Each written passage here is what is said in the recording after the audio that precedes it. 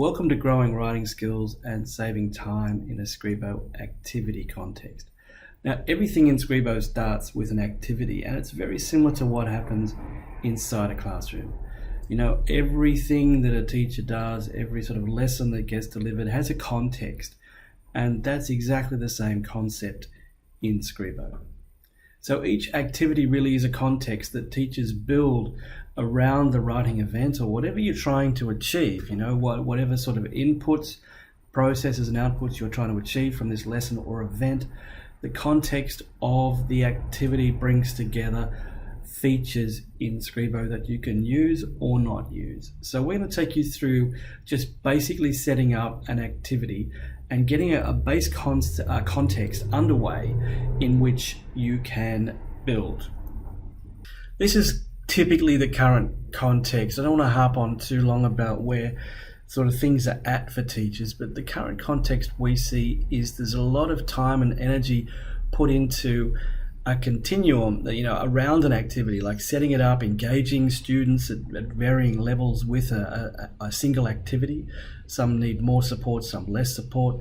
Once that fires up and gets going, the feedback and guidance is pretty consuming. It can be in multi forms and multi sort of communication channels. So it's very hard to pull back together. And the outcomes at the end of the day are even more effort to try and find and measure and see if they were successful. So a better context that Scribo can provide for you is around this whole idea of reducing the time and energy in the actual execution of the activity. So building that writing activity, engaging students with it, controlling and speeding the feedback the students get, and then having insights being built all the way along actually gives you more time for teaching, because there's less time and energy expended in setting up the context and managing the context of the activity. So a writing activity in Scribo has really one of two contexts. And the first one, of course, is online. Scribo is really coming from the angle that if you can do something in a digital sense, live with students, we're going to reduce the friction and increase the data capture and the experience, extend the experience for students and teachers. Of course, the second context is offline. A lot of things still happen in Word and in Google, and pulling those together doesn't have to be, the problem that it is. I mean, that's where Scribo can really help with an offline kind of analysis only event that manages uploading files from disparate sources like Word, Google or PDF, and bringing it all back together in a much shorter time frame. So giving that feedback and the outcomes, the insights all back together very quickly is what the offline activity is all about. So really from the beginning, we have to decide on what activity type you want to set up. What's the context of what you're trying to do? If you want students to respond to an online managed activity, we go live with students. If it's really a place or an activity context where students are doing a lot of work around all sorts of media and they're bringing something together that's not live at the time, you can build a context that's analysis only. Either way, you create an activity in Scribo. And this is kind of the end-to-end process. So before we take you into some more detail of how to create an activity, this is kind of what it looks like as a continuum. So you choose online or upload, whichever one you want.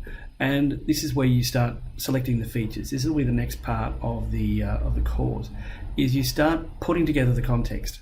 Do you want to have scaffolds and writing plans, and do you want to have a rubric associated? You put together the context that's going to drive the outcome that you want. The job that you want to get done is really what that's all about. So you go one of two pathways here. It either goes live out to assigned to students, so it goes out through Google Classroom or Teams or whatever you're using, or even just Scribo itself. Or if you're doing an uploaded context, it goes straight into the panel review. So that's where the upload context kind of stops there, and that line around the panel review here. If you continue with the live environment, obviously you're into the live monitoring. So once something starts in Scribo live, it doesn't just sort of sit there, it becomes very active with you. So you can live monitor, draft review, give feedback, check on progress, do all these sorts of things that typically take time. We're trying to take time away by giving you a single conduit to do that. And that's where obviously students engage as well. So in that live environment there, you're building these online connections with students, not waiting for that day when 32,000 word essays comes back into your scope of vision. We're trying to be a lot more proactive and giving you that view as the process evolves. And obviously the results side of things, again, you choose how that happens. There's nothing stopping you from using online rubrics inside Scribo, or indeed just giving it a mark and putting it through your gradebook system. It doesn't compete, it's designed to coexist with the process that you're using now. Now, this whole elapsed time can happen in one lesson, or it can happen across a week or 2 weeks worth of assignments. It doesn't matter. So Scribo activity, online activity, is a very simple setup. It's all around just defining what context you want. So if students are going to use Scribo, from your Scribo menu, you add a new activity and select students will use Scribo.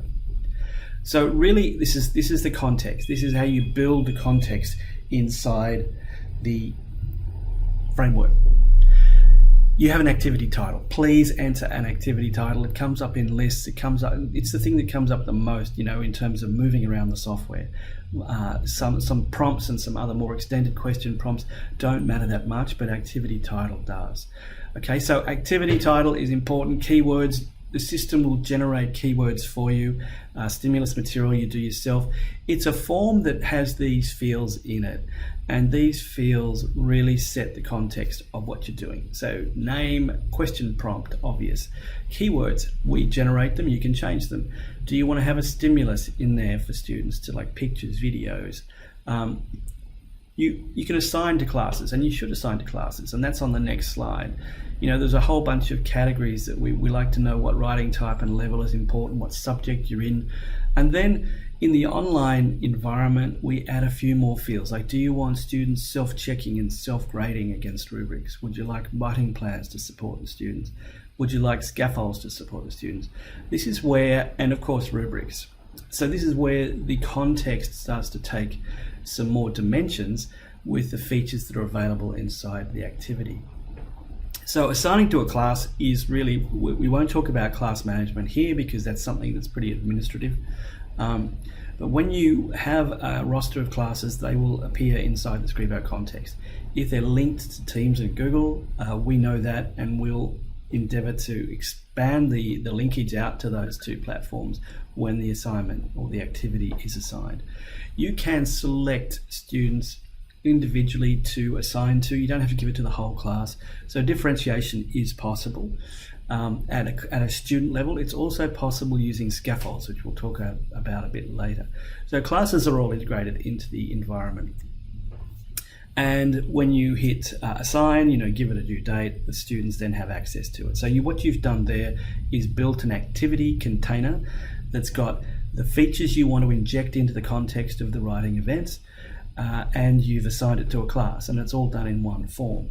Now that context could be a formative get-together, writing paragraphs at a time. It could evolve over a week's worth of lesson planning, or it could be a summative test. It could just be stop everything, we're just going to write 300-400 words, see where the skills are at. You build that context, you assign that context, and it gets deployed out to students.